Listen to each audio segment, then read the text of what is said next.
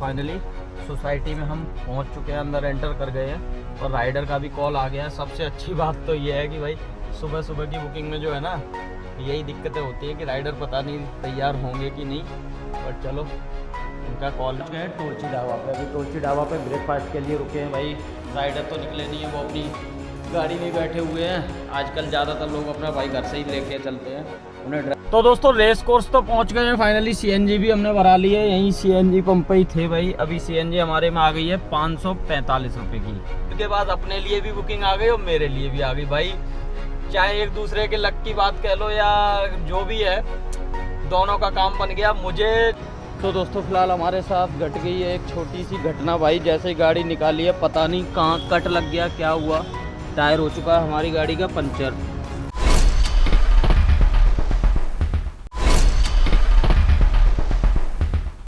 Hello good morning guys, welcome back to my new blog. तो दोस्तों अभी time हो रहा है सुबह के 5:26 और डेट हो गई आज 5 मार्च हो गई है भाई। घर से मैं निकल आया था अभी से लगभग 5 बजे निकल आया था और अभी 5:26 का टाइम हो रहा है। हम खड़े हुए हैं अभी पथला गोल चक्कर पे। अभी जल्दी निकलने का रीज़न ये था क्योंकि भाई हमें भरवानी थी सीएनजी। और जैसे कि आपको पता ही होगा, जब 6 बजे का हमारा पिकअप होता है ना, तो भाई 6 बजे के पिकअप में ये दिक्कत होती है कि 6 बजे पंप होते हैं बंद, तो हमें थोड़ा सा जल्दी निकल के आना पड़ता है कि जिससे कि हमें सीएनजी भरवाने में थोड़ी आसानी हो सके। तो भाई अभी पथला गोल चक्कर पे खड़े हैं, सीएनजी हमने भरवा ली है। अभी आज का जो हमारा पिकअप रहने वाला है वो हमने सवारी एप्लीकेशन से ही उठाया है और भाई अपना नोएडा से ही पिकअप रहेगा। अभी यहाँ से जो दूरी दिखा रहा है ज़्यादा नहीं है, 8.5 किलोमीटर, मतलब 8.7 किलोमीटर और 13 मिनट। तो 13 मिनट लगेंगे। अभी यहाँ से चलेंगे, करेंगे पिकअप राइडर को, फिर उसके बाद हम जाएंगे देहरादून के लिए। फिर दिखाएंगे फुल डे की जर्नी, कैसी क्या हमारी दिन की शुरुआत होती है और कैसा क्या पूरा दिन हमारा जाने वाला है। वापसी में बुकिंग हमें उधर से मिलेगी नहीं मिलेगी, मिलेगी तो कहाँ से मिलेगी, और ये बुकिंग जो है, ये बुकिंग हमारा कैसा दिन रहता है इस बुकिंग में, मतलब इन राइडर के साथ कैसा दिन हमारा जाएगा, इसमें कितना अमाउंट मिलेगा, कितना खर्चा आएगा, कितना बचेगा, वो सारा कुछ बताएंगे इसी वीडियो में। तो बने रहिए हमारे इस वीडियो के साथ। मिलते हैं आपको थोड़ी सी देर में। फ़िलहाल यहाँ पे सामने जो है ना कुछ चाय की दुकान वगैरह हैं, तो पहले तो चलते हैं भाई, कुछ चाय वगैरह पी लेते हैं और थोड़ा बहुत कुछ खा भी लेंगे क्योंकि सुबह सुबह का टाइम है। वैसे तो भूख नहीं है, लेकिन फिर भी एक तो आज जो है ना, ये गर्दन में बड़ा दर्द हो रहा है भाई, पता नहीं क्यों, रात में या तो कहीं मुड़ गई क्या हुआ। और दोस्तों मैं आपको एक चीज़ बता दूं भाई, हमारी गाड़ी में जो है मेजर इशू कुछ थे, जैसे कि आपको पता ही होगा। तो भाई एक उसमें से हमने कंप्लीट करा लिया। हमारी गाड़ी में जो है क्लिच का काम होना था, तो वो कल भाई हमने करा लिया है। अभी हमारे में रह गया मेजर सिर्फ सीट कवर का, बस वो हम करा लेंगे 2-4-6 दिन में। तो चलो जी, अभी फ़िलहाल चाय पीते हैं, फिर निकलते हैं सीधे राइडर की लोकेशन पे और मिलते हैं आपको थोड़ी सी देर में। फ़िलहाल बाहर तो भाई बहुत गंदी वाली हवा चल रही है, तो ठंड लग रही है। चलो गाड़ी में ही बैठते हैं। तो दोस्तों पहुंच चुके हैं फ़िलहाल चाय की दुकान पे। अभी यहाँ पे देखते हैं कुछ हल्का पूरा मिल जाता है तो भाई खा भी लेंगे और चाय भी पी लेंगे। वैसे तो ज़्यादा सुबह सुबह कुछ मिलेगा नहीं, पराठे ही मिलेंगे। चलो पराठा ही एक खा लेंगे और कुछ नहीं ज़्यादा। तो आज पता नहीं क्यों सुबह सुबह भूख लग रही है, जबकि ऐसा भी नहीं कि कहीं बाहर सोए हो, घर पे सोए थे, शाम को खाना पीना भी खा के सोए थे, और फिर भी शरीर है, शरीर कब क्या मांग दे पता नहीं ना। चलो कोई ना, पीते हैं चाय और खाते हैं एक पराठा।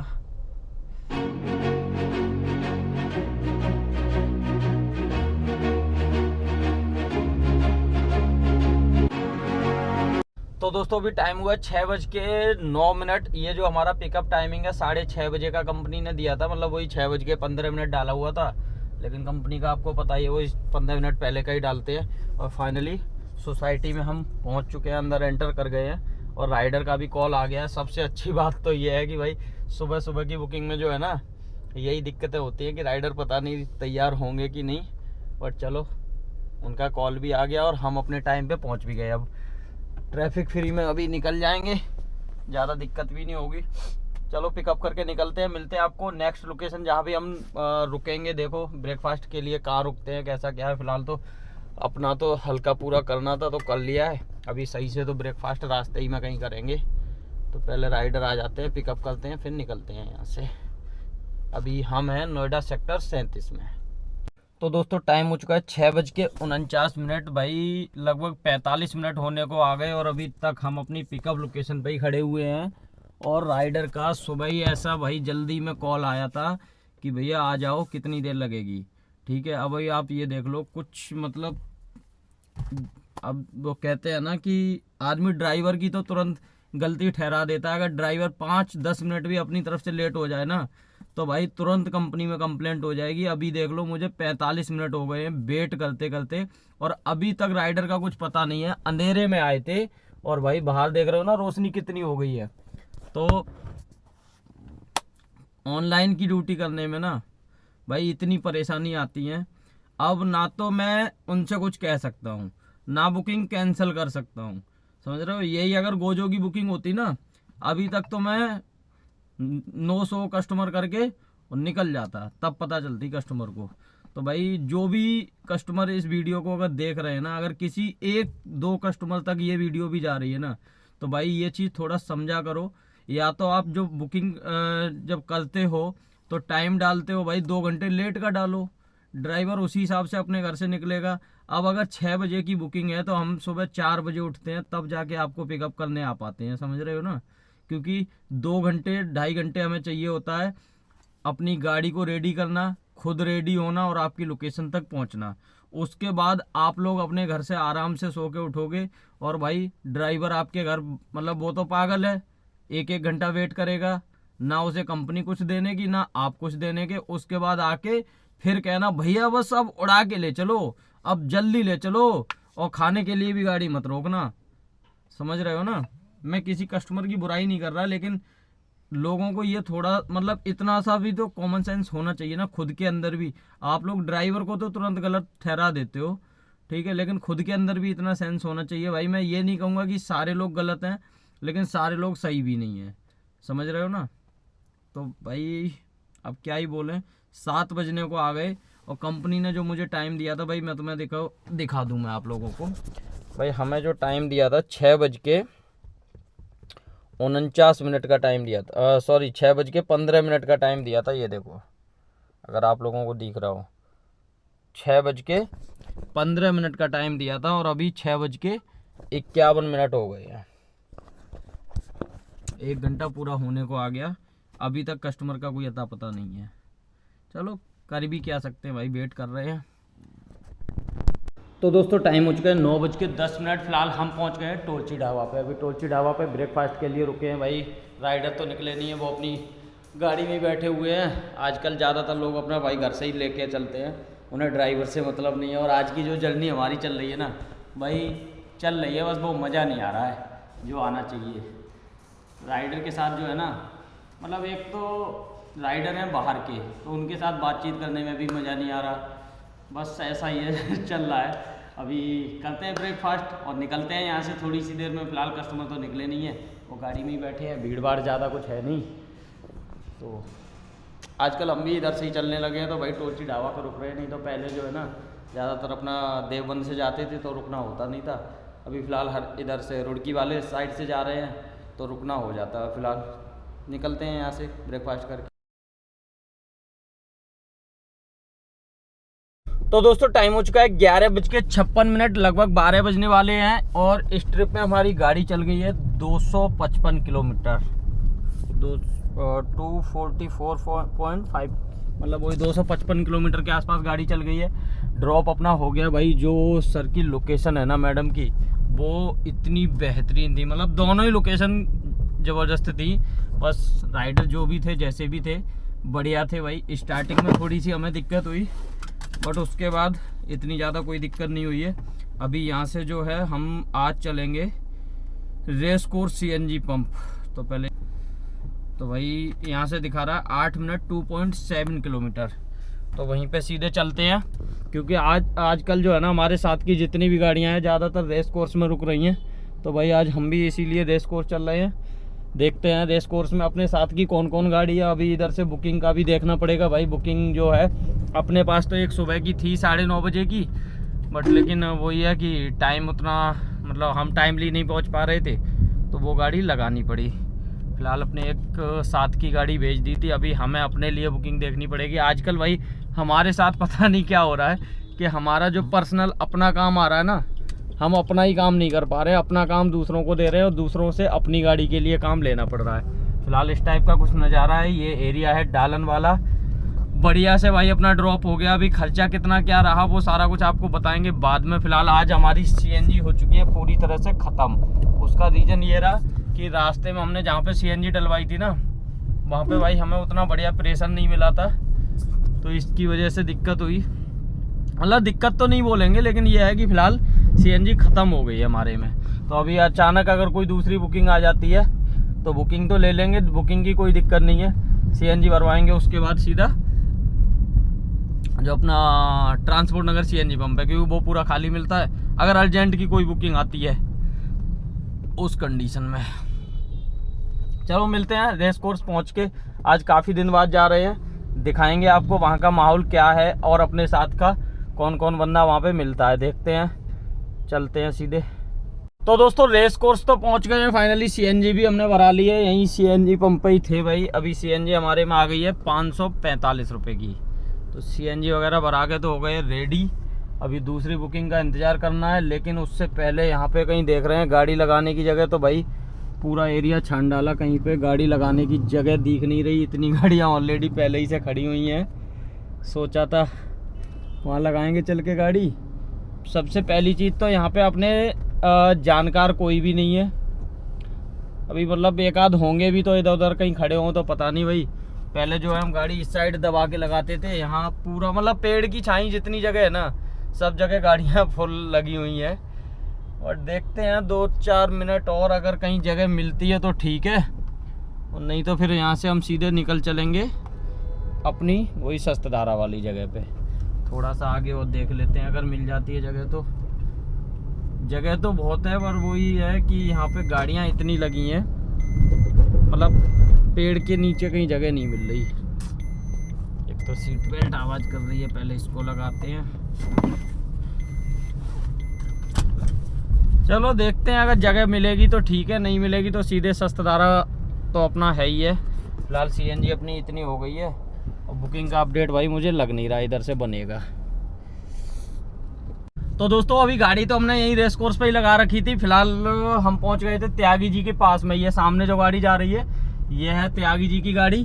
तो दोनों लोग साथ में बैठे थे और भाई फाइनली हमारे पास बुकिंग आ गई है, हमारे पास भी और त्यागी जी के पास में। मतलब ये भाई भी सुबह से खड़े थे और हम भी खड़े थे, और दोनों लोगों के पास फाइनली बुकिंग आ चुकी है।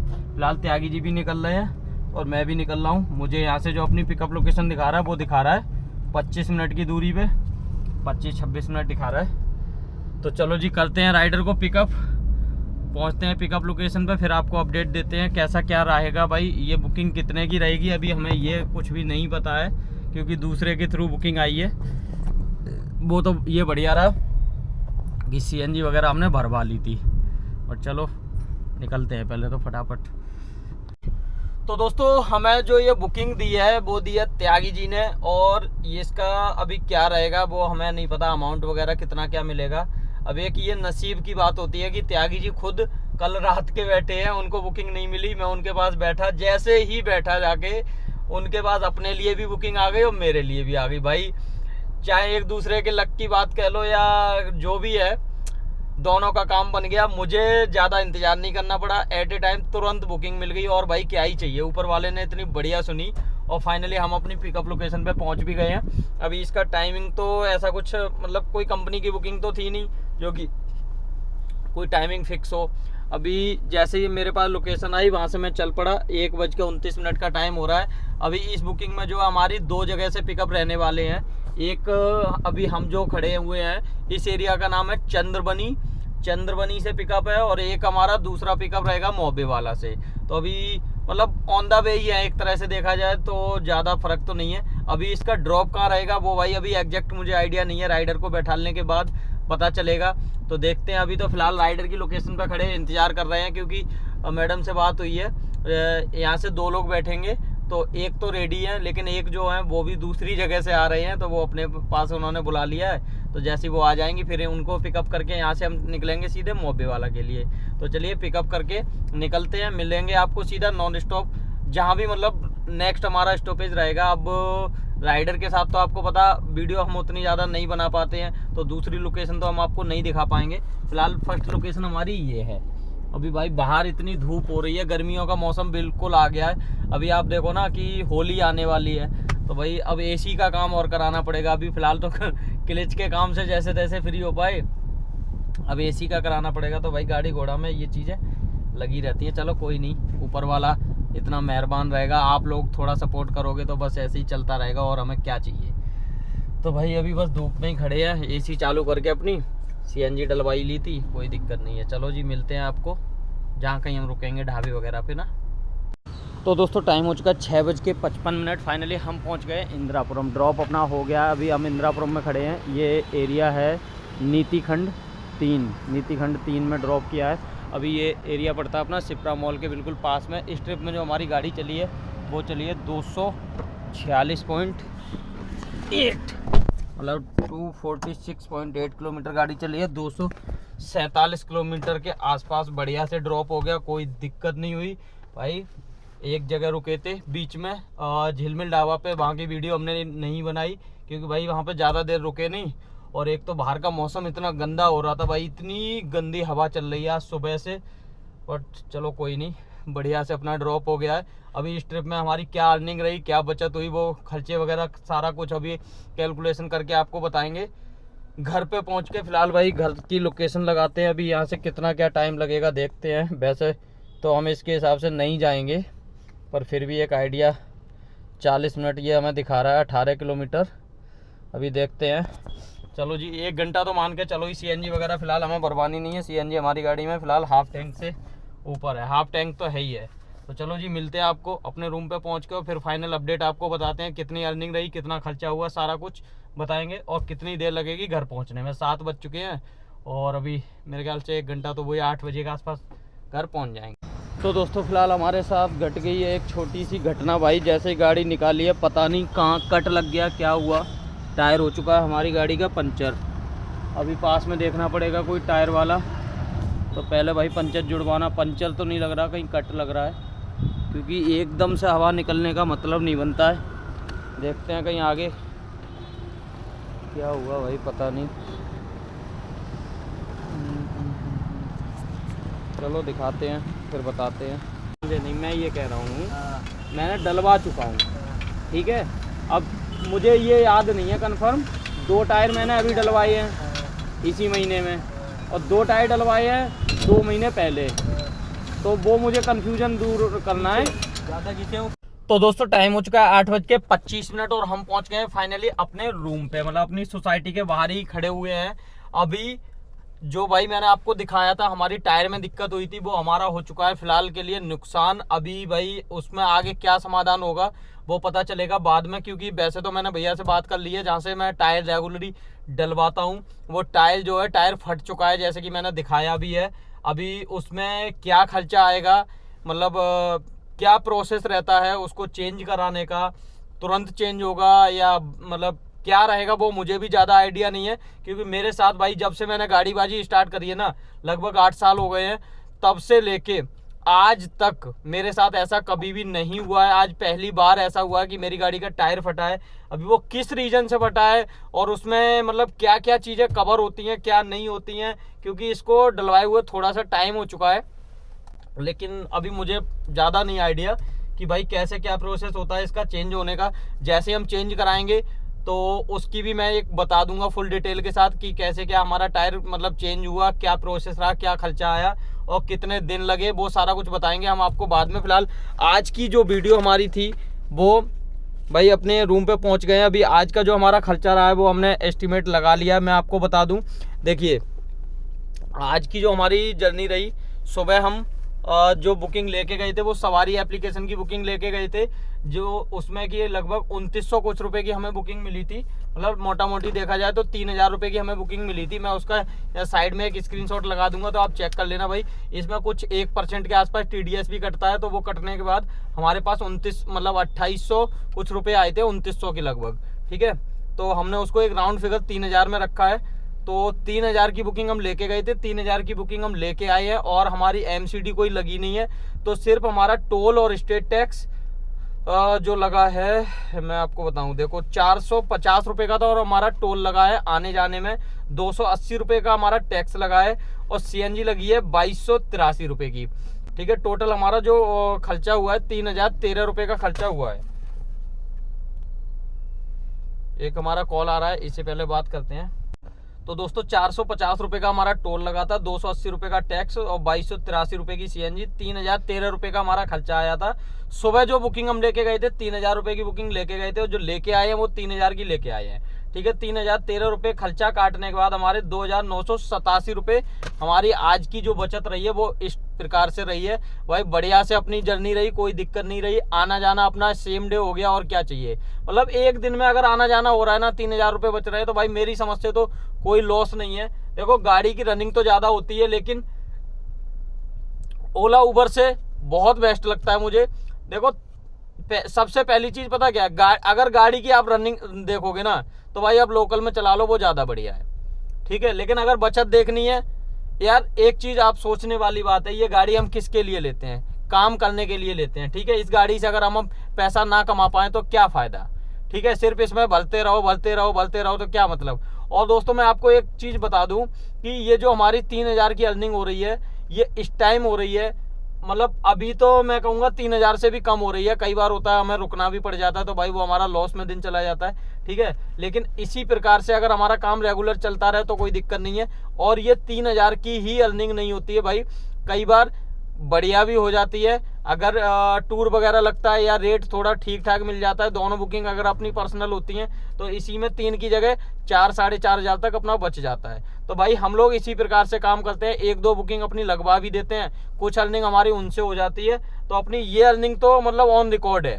ठीक है, ऑफ रिकॉर्ड हमारी क्या है वो मैटर तो छोड़ ही दो आप। तो इसी प्रकार से भाई हम काम करते हैं। फिलहाल ये वीडियो आपको कैसी लगी कमेंट करके अपनी राय जरूर देना। फिलहाल ये वीडियो हमारी समाप्त होती है, मिलते हैं आपको किसी नेक्स्ट टॉपिक न्यू डे और न्यू वीडियो के साथ।